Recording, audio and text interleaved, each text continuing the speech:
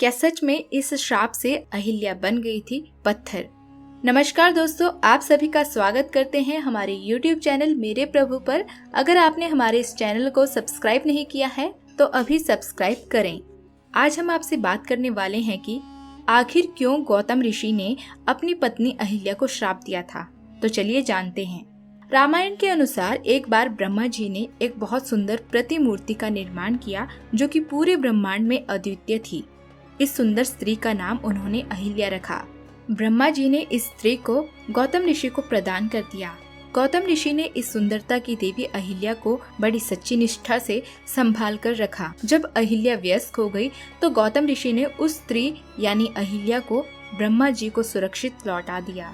ब्रह्मा जी ऋषि के संयम से अति प्रसन्न हुए और उन्होंने इस युवती को गौतम ऋषि को आशीर्वाद स्वरूप भेंट कर दिया। इतना ही नहीं, ब्रह्मा जी ने गौतम ऋषि एवं अहिल्या का विवाह भी संपन्न करवाया। परंतु ऐसा क्या हुआ जो गौतम ऋषि ने अपनी ही पत्नी अहिल्या को श्राप दे डाला? इसके बारे में दो कथाएं हैं।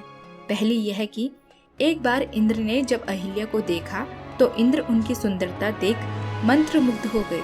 उन्होंने सोचा कि अद्वितीय सुंदर रूप वाली यह स्त्री इस वनवासी ऋषि की पत्नी भला कैसी हो सकती है, इसे तो मेरा होना चाहिए। बस फिर क्या था, देव इंद्र ने माया से गौतम ऋषि का रूप धारण कर लिया। इसके बाद गौतम ऋषि के अनुपस्थिति में उनका रूप लेकर अहिल्या के पास पहुंच गए।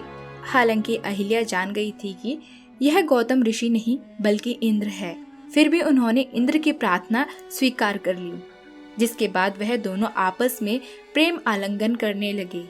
इसके उपरांत अहिल्या ने इंद्र से कहा कि महर्षि गौतम अभी आते ही होंगे, कृपया कर आप यहाँ से प्रस्थान करें।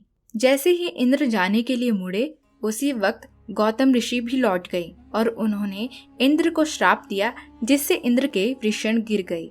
गौतम ऋषि ने अहिल्या का त्याग कर दिया।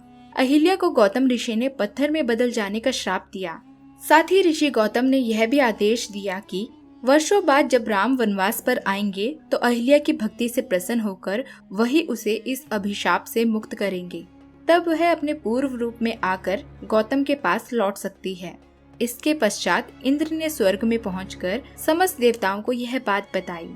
उन्होंने यह भी स्वीकारा कि उनके द्वारा दुष्कर्म किया गया और गौतम ऋषि के श्राप के कारण उनका अंडकोश भी नष्ट हो गया। अतः देवताओं ने मेष अर्थात भेड़ का अंडकोश इंद्र को प्रदान किया। यही कारण है कि इंद्र को मेष वृषण के नाम से भी जाना जाता है। इससे जुड़ी हुई एक अन्य कथा यह भी है कि अहिल्या इंद्र के छल को जान नहीं पाई थी, जिसकी वजह से गौतम ऋषि ने इंद्र को श्राप दिया कि तुम्हारे शरीर में 1000 योनि निकल आए। परंतु बाद में बहुत विनती और प्रार्थना के बाद गौतम ऋषि ने उन सभी योनियों को 1000 आंखों में बदल दिया और इंद्र सहस्राक्ष कहलाए। दूसरी ओर गौतम ऋषि ने अहिल्या को पत्थर बन जाने का श्राप दे दिया, जिसके बाद उन्होंने उस श्राप से मुक्ति का उपाय यह बताया कि जब राम अपने अनुज लक्ष्मण के साथ आएंगे तब उनके चरण रज से तुम्हारा उद्धार होगा। वनवास के दौरान जब प्रभु श्री राम और लक्ष्मण जी विश्वामित्र के साथ यज्ञ रक्षा के लिए गए थे तब अहिल्या का उद्धार हुआ था। श्री राम और लक्ष्मण ने अहिल्या का आतिथ्य ग्रहण किया और उनके चरण छूकर उन्हें सम्मान दिया। तो दोस्तों, उम्मीद करते हैं आपको यह कथा अवश्य पसंद आई होगी और इस वीडियो को ज्यादा से ज्यादा शेयर जरूर करें। धन्यवाद।